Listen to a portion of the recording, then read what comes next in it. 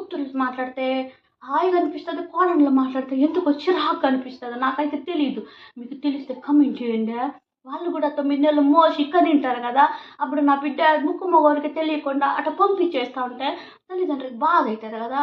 ఇంకా రాదే అని చెప్పేసి మరి వాళ్ళకి బాధ అయినప్పుడు వీళ్ళు కూడా అట్లా చూసుకోవచ్చు కదా. అయ్యో నా కూతురు అని చెప్పి అట్లా చూసుకోరబ్బా. పెళ్ళైన కొత్తలో నా కోడలే నా బంగారు, నా ఇంట్లో దీపము, నా ఇంట్లో వెలుగు అంటారు. మరి నెల 2 నెలలు లేకుండా ఏమైపుడుస్తుంది ఆ ప్రేమ? ఎత్తుకోబడుస్తారు ఊరినా. ఊరి ఇట్లాంటి ప్రేమ నేను ఆడ చూడలేదబ్బా. కొంపదీసి మీరు మారకండి. మీరు ఎట్టున్నారు అట్టే ఉంటే ఎంత ప్రేమగా ఉంటుందో, అందరూ కలిసిమెలిసి ఉంటే ఎంత బాగుంటుందో. కూరలో ఉప్పు తక్కువ ఉందా, ఎట్టైనా చేసేదా, కాయ ఉడకలేదా, చింతకాయ ఉడకలేదా అని చెప్పేసి పురుగు పోయేది అనేసి మాట్లాడతారబ్బా. ఉప్పు తక్కువ అయితే కొంచెం వేసుకోవచ్చండి, కూడా తక్కువ వేసి ఉండదా వాడాలా? అది తప్పు అయిపోతుందా?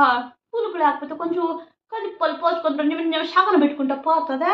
అది తప్పు అయిపోతుందా? సరిగ్గా నీ పిల్లల్ని కూరేసేసేది రాదని చెప్పి చెప్పుకుంటారబ్బా. మామూలుగా చెప్పుకోరు కదా. అప్పుడు రూమర్స్ భలే ఉంటాయి. నా కోడలు వచ్చా నా కొడుకుని మార్చేసింది. ఒరే 25 ఏళ్ళ 30 ఏళ్ళు మీరు మారుతుంది, నేను మార్చినట్టే గ్రేట్ కదా.